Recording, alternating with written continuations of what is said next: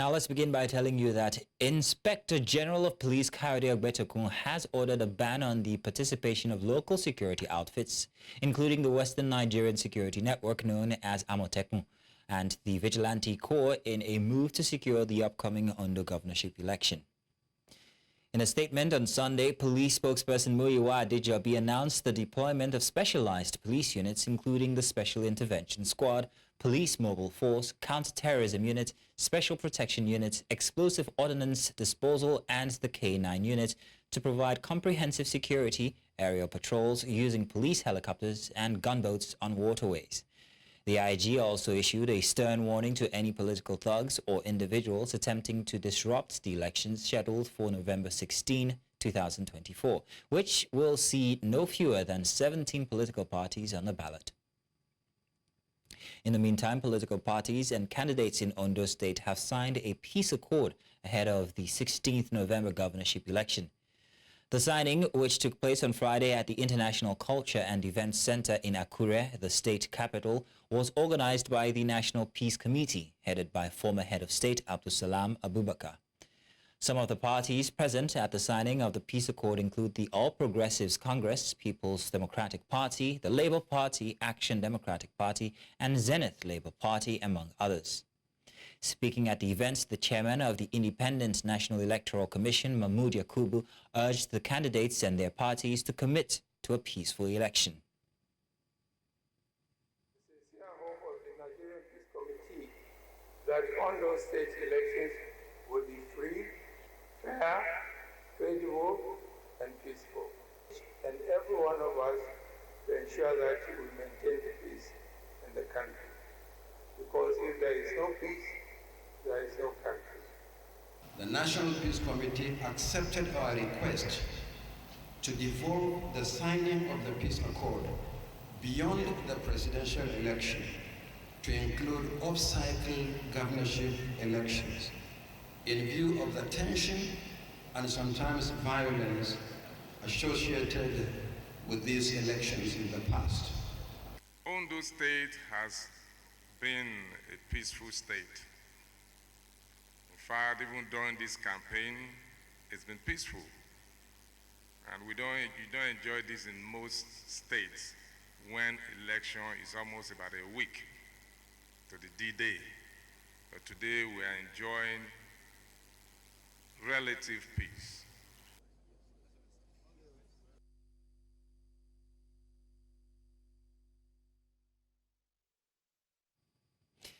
And the Abuja School of Social and Political Thoughts has called on the Judiciary to demonstrate courage by taking decisive action against the election results showing clear signs of manipulation.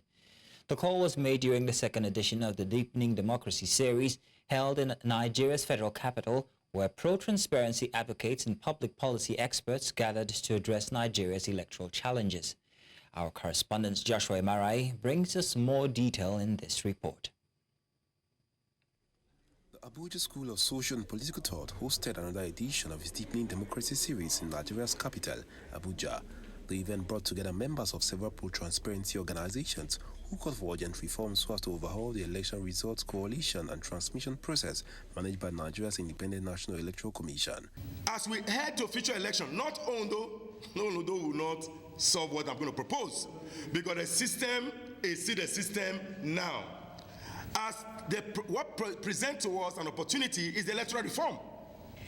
We need a huge organizing, the convener leading all of us, taking it that we need to reform the election result process. The ultimate is that results will be declared of the polling unit, transferred electronically, and we know, and we should use collection as a procedure to subvert real results that are harvested at the polling unit. They also challenged the judiciary to have the courage to uphold electoral integrity, urging the courts to take firm action against manipulated results. There has to be a limit. There has to be a no-go area for the courts to take a decision on the outcome of an election. Because gradually we are beginning to see a situation where it is the courts that decide the election, not the people that decide the election. And this has to stop. The court should have the courage to reject results that show clear that they are manipulated.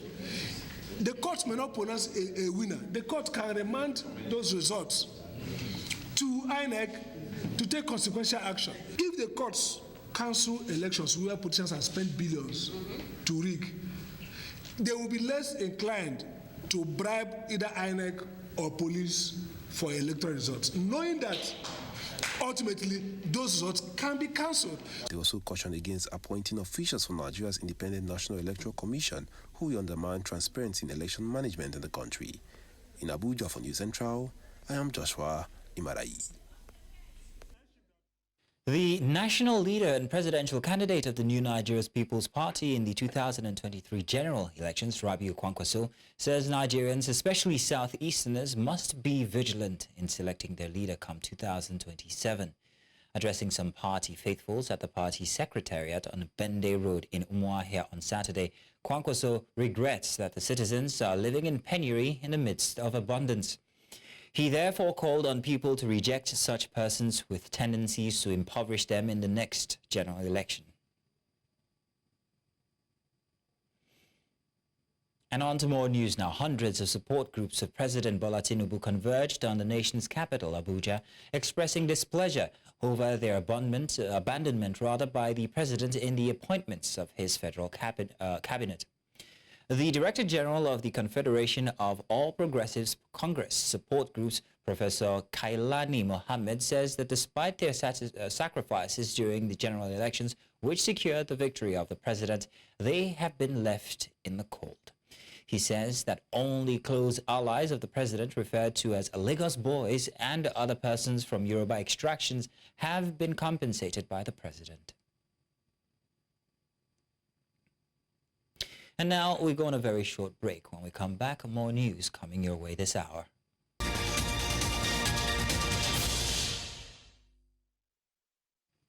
You're welcome back. Now, the Lagos state government has announced a statewide immunization campaign in response to recent outbreaks of vaccine-preventable diseases, including measles, yellow fever, diphtheria, and cholera. The campaign aims to immunize approximately 21 million residents against diseases such as measles, yellow fever, and HPV. Health officials emphasize that strengthening routine immunizations is critical to bridging the immunity gap across communities. In a related initiative on maternal health, the federal government has introduced free cesarean section for poor and vulnerable women nationwide. Health Minister Ali Pate made this announcement at the launch of the Maternal Mortality Reduction Initiative in Abuja, underscoring the government's commitments to improving maternal health outcomes across the country. Now, to talk more about this, we're joined by a nurse in public health practitioner, Rashida Sani Afolabi. You're welcome, Rashida. Thank you for joining us this afternoon. Thank you for having me. Now, let me start by asking what prompted the inclusion of HPV vaccines in the current immunization campaign. Okay, ordinarily, the HPV vaccine, which is a form of immunization which we give 9 to 14 years age girls, is not really a new vaccine. So not that we haven't been doing it before. Initially, we rolled out late last year, and this is just another opportunity to give a chance for those that were not vaccinated last year, and also there were some girls that were not up to 9 years, that were 8 years and below. So this is an opportunity to vaccinate as many people as possible, considering the fact that the human papilloma virus virus is a highly, should I say, it's a virulent one, and given its the effects in later life within the female group, because what it does, the human papilloma virus, what it does majorly, being a sexually transmitted infection, for everybody that has been sexually exposed at one point or the other has an increased chance of having contracted this infection. So it's an opportunity to vaccinate girls of this age range, which between 9 years to 14 years, because it's expected that they ought not to have been sexually exposed. So it's an opportunity to stimulate the immune response way ahead for later life when they become sexually active. Now, noticing that HPV is something that people are exposed to when they're older, especially the girl child, and then it's been included in this campaign for vaccinations now. So how has the public responded to the HPV vaccination inclusion itself?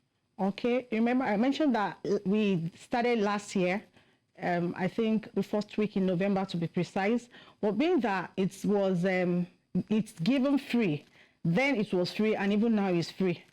But, you know, on the average, we have a very good response. However, sometimes you have outliers where people that were not adequately informed about the importance of the vaccine, and all they heard was probably the sexual aspect of it, not knowing that it's even an opportunity to prevent sexually transmitted infections and other, even cancers in later life. So by and large, last year was not as effective as it was here in terms of acceptability.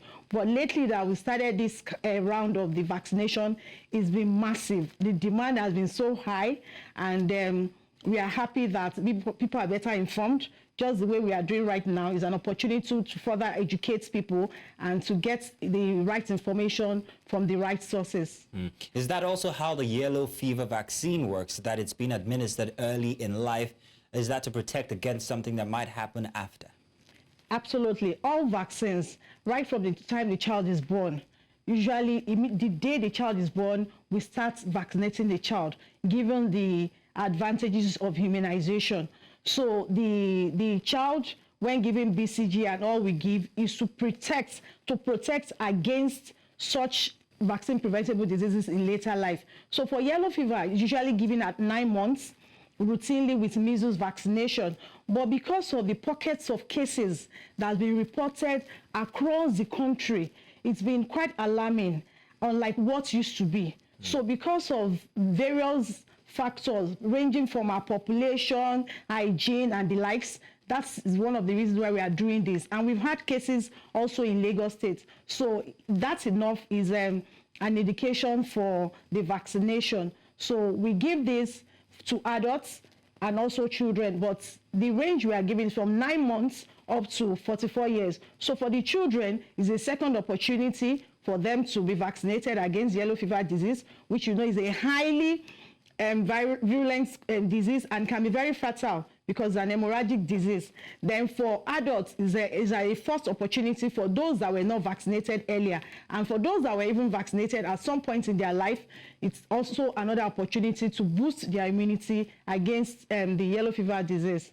It's a very laudable project being undertaken by the Lagos State government. One has to wonder, however, if this is restricted to urban areas where people have access to plenty of information. What about the hinterlands, the villages? How has this project pushed into these places to make people more aware of the vaccinations? That's a very brilliant question. And sincerely, the good thing about vaccination and activities like this, we refer to it as supplemental immunization activities. It's just like the routine immunization. The essence of this is just to strengthen the existing routine immunization activities that actually takes place. Now, for these activities, unlike before where we are restricted or not really restricted, we stay within the health facility and wait for the clients to come bring their children to get vaccinated.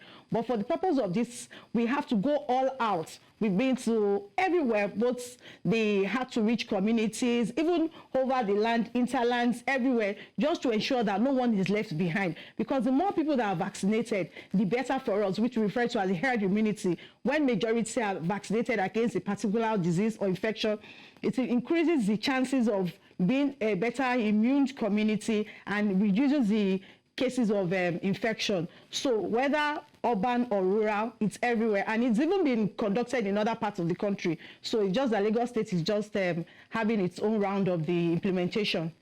Well, Rasheedat Sani Afolabi, we want to say thank you very much for joining us to tell us more about this project. Thank you very much indeed. Thank you for having me. Now, in an effort to combat the growing menace of drug abuse in Nigeria, stakeholders have called for a mass public enlightenment campaign aimed at reaching young citizens from an early age. This was made during a sensitization and awareness campaign on the dangers of hard drugs and substance abuse held at the government secondary school in Wuse in Nigeria's federal capital, Abuja. Our correspondent Joshua Marai brings us more detail in this report. A 2018 survey by the Nigerian Drug Law Enforcement Agency revealed that around 14.3 million Nigerians are affected by drug abuse, with most abusers aged between 15 and 64 years. The agency also noted a growing number of women involved in substance abuse. In response to this alarming trend, the National Coordinator of the Youth Volunteer Society of Nigeria, during a sensitization and awareness campaign on the dangers of drug abuse in Abuja, called on stakeholders at all levels to unite in the fight against the growing trend, which he referred to as the cancer of drug abuse. The pathetic situation of hard drugs and substance abuse is alarming.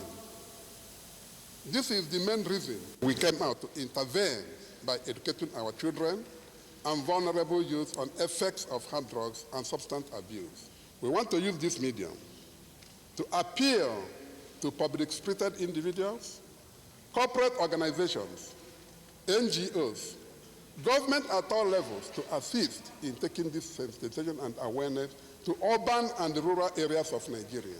They also called on young citizens to avoid environments that could lead to substance misuse. Avoid places where drugs are used. Where they normally say drug, you stay away from it. Please, do not test drug and do not experiment on drug. Whenever you see people abusing drug, it's either you report to teachers, report to your guidance, or law enforcement. The best way to avoid the effect of drug abuse is to avoid drug at all. Do whatever you can do within your means to avoid taking drug, please. I'm talking to you as your friend. As highlighted in the campaign, experts here say that it is crucial for individuals, communities and stakeholders to work together to tackle the menace of drug abuse. In Abuja for News Central, I am Joshua Imarayi. Stories. Nearly 2,000 flood-affected families in Borno State have received aid from the Nigerian Society of Red Cross in collaboration with the International Federation of Red Cross.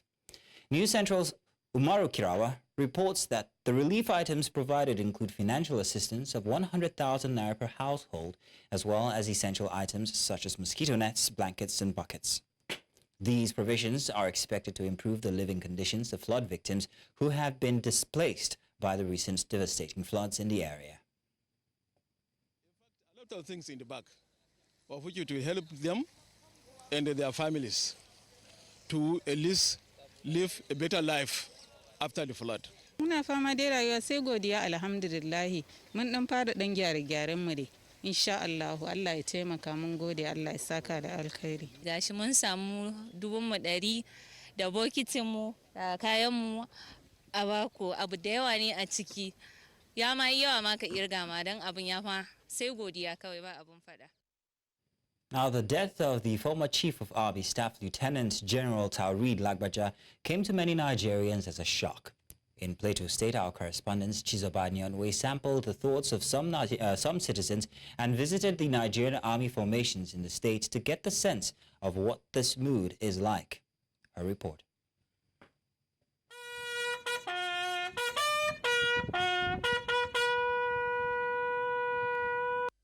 Late Lieutenant General Taoreed Lagbaja wasn't just Nigeria's former Chief of Army Staff. He was a friend of the people of Plateau, as described by many indigents. He came into power at the height of violent attacks in Mangu, Bokos, Barkin-Ladi, and Riom local government areas of Plateau State, especially the Christmas Eve attacks of 2023, where several lives were lost, many others wounded, an unquantifiable amount of property destroyed.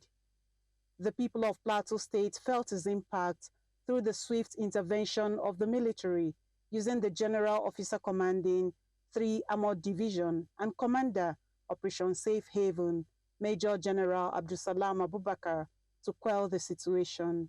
He immediately became chief. Within 2 months or 3 months of being chief, he came to Plateau here. Came with more than 60 brand new armored fighting vehicles and additional almost 300 soldiers to beef up the operations in Plateau. For us as a state, we've lost a man who is committed, who is loyal to the Federal Republic of Nigeria, who is after the peace, welfare and security of Plateau State and Nigeria. Late General Taoreed Lagbaja had on 4 different occasions visited Plateau State within his 1 year in office as Chief of Army Staff to, among others, commissioned the step-up command of Operation Hakorin Damisa in Mangu as a result of the many violent attacks in that region, and most recently, during the just concluded 161st Nigerian Army Day celebration. To the special guest of honor, Lieutenant General Taoreed Abiodun Lagbaja.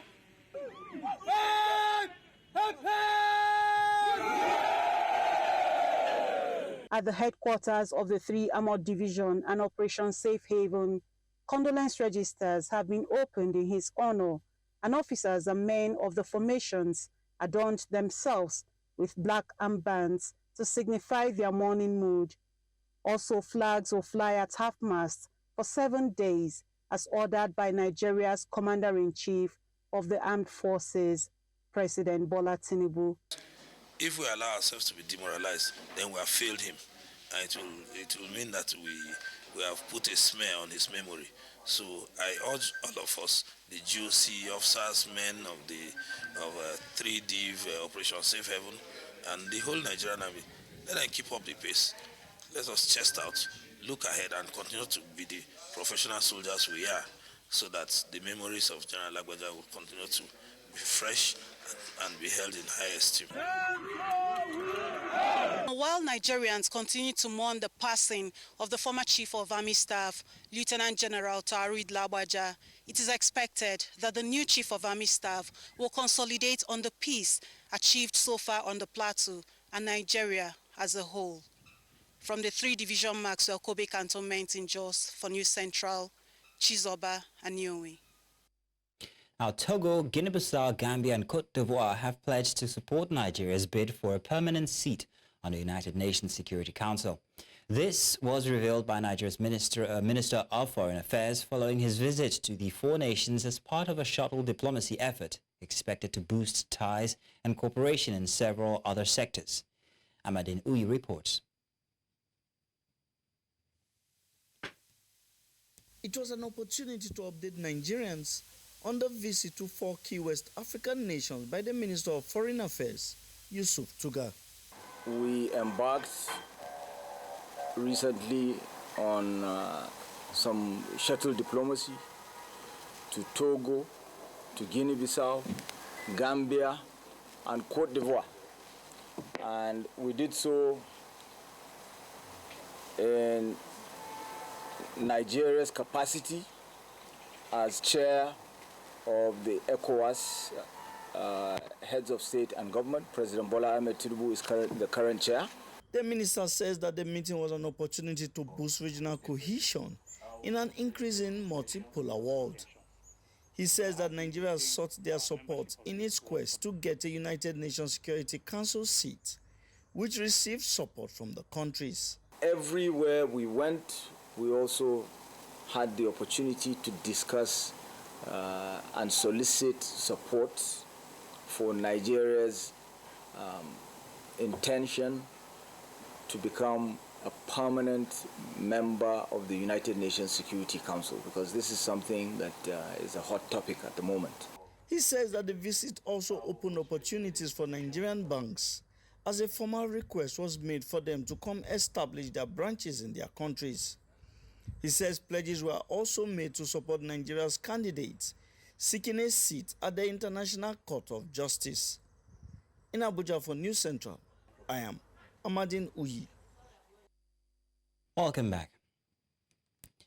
Now in Mali, 3 expatriate executives from Australian mining company Resolute Mining have been detained for questioning, according to a company executive who spoke on condition of anonymity.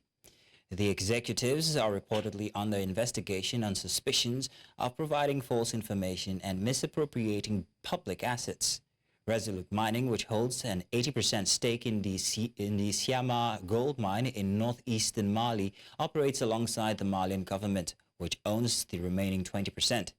And in addition to its operations in Mali, Resolute owns a gold production site in Mako, Senegal, and conducts exploration activities across Mali, Senegal, and Guinea.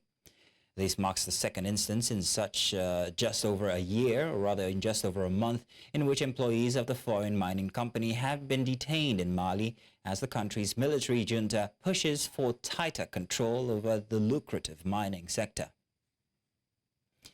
And rescue workers have recovered 12 bodies following 2 devastating landslides that buried a road in the west of Cameroon.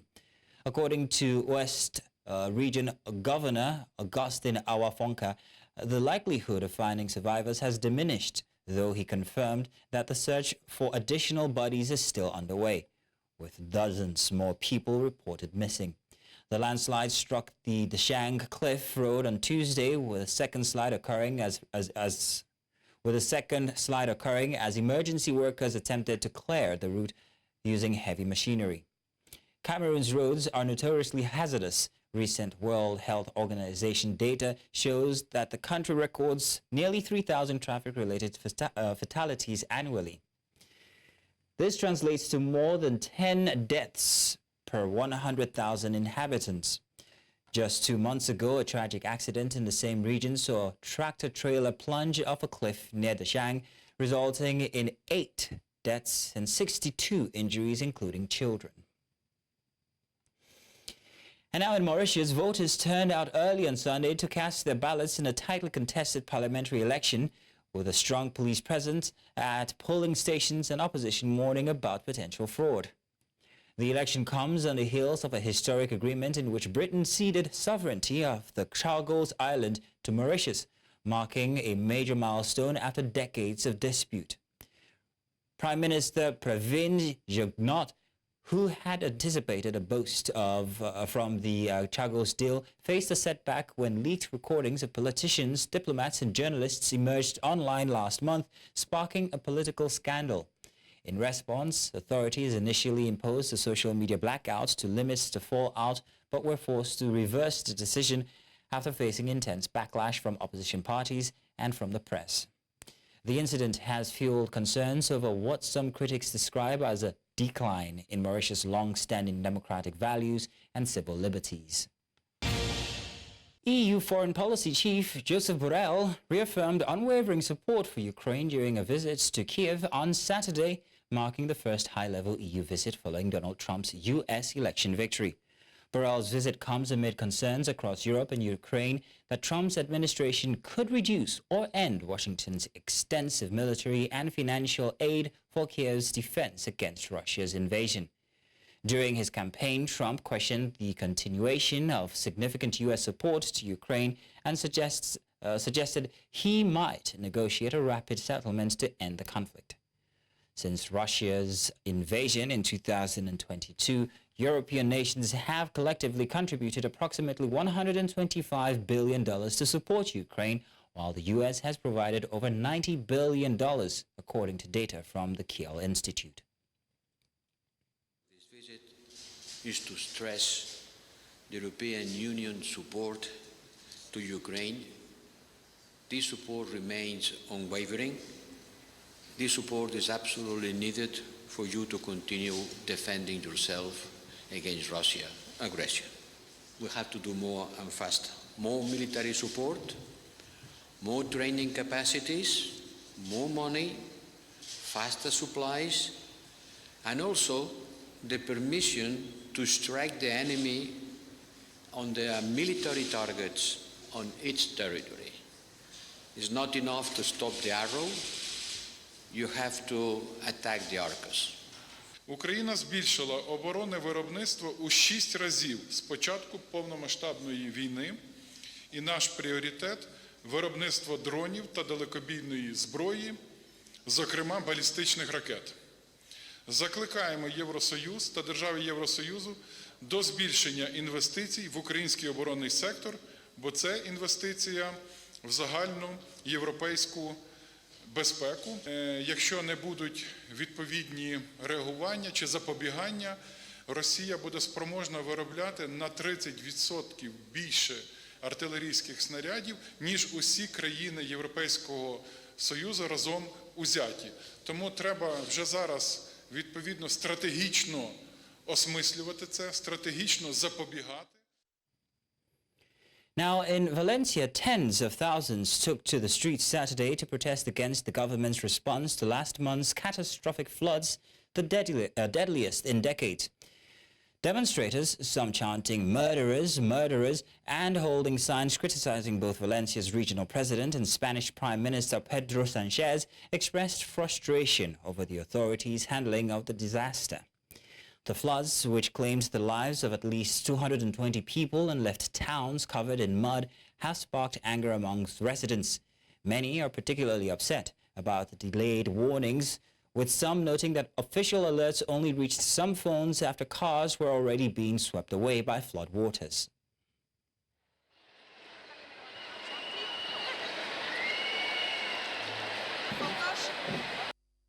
A mis compañeros les pillo de lleno, sin previo aviso, por la tarde y con los convoyes funcionando por toda la red de Metro Valencia, sin aviso institucional, cargados los vagones de gente y con 3 compañeros tuvieron que pasar la noche.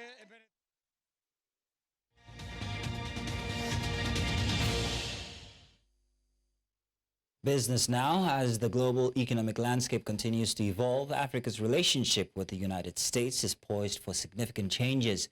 President-elect Donald Trump's economic policies have sparked intense debate, raising questions about their potential impact on Africa's economy, trade, and investment. News Central's correspondent Juliet Rowland's report is voiced from our studios. The emergence of Donald Trump as the 47th President of the United States of America has sparked debates over what his economic policies towards Africa will be and what impact they will have on the continent's economy and trade. The Make America Great Again slogan and promised tariff hikes remain a source of worry among African policymakers who fear potential disruptions to global trade and supply chains could result in higher export costs. Floated the idea of about a 20% tariff on all goods coming into the U.S. That could be up to 60% or more on goods coming into China. Now, there is no economist in the world that thinks that this is a good idea. Africa has remained a fertile ground. It has been more like a ground where all these developed nations are actually struggling to get a piece of the cake. So I don't think America want to actually toy with that by actually sacrificing the presence in Africa or trade opportunity with Africa. This also brings to focus the African Growth and Opportunity Act, AGOA trade deal, which, though is set for renewal after a possible review, has been criticized for benefiting the U.S. more than Africa. Some analysts argue that the agreement perpetuates unequal trade relationships, with Africa primarily exporting raw materials and importing manufactured goods. It's not just about the African country whether he will renew that or not. But I think Trump is mostly American first before any other nation. So definitely if that policy favor America, he would definitely renew it. For me, I think it's a win for US than Africa. So if President Trump actually gets in that, I think that it means that you are throwing your meal for other global player to actually hit, and I don't think we want to do that. Africa's primary exports to the U.S. include energy resources, minerals, and agricultural products. These exports may be affected by Trump's tariff policies, which may lead to reduced demand if amended.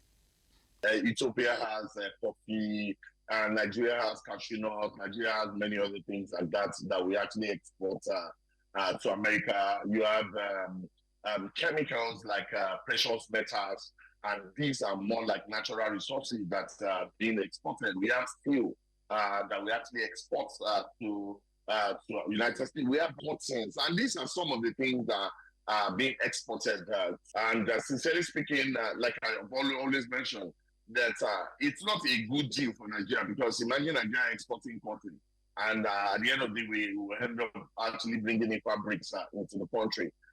as speculations become rife about what economic stance the Trump administration will take.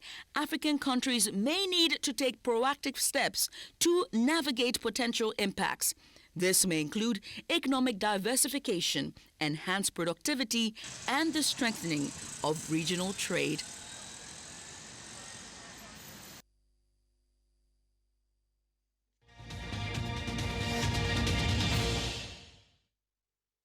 And now sports. Nigeria Women Football League champions Egbetokun are upbeat that they could become the first Nigerian team to win the CAF Women's Championship League as they kick off their campaign against Central Bank of Ethiopia on Sunday. That's today.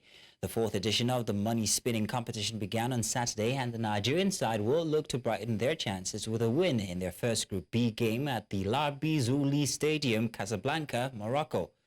Egbetokun are the third Nigerian team to feature in the tournament after Rivers Angels in 2021 and Bayelsa Queens in 2022, with the country's highest finish being a third-place record by later.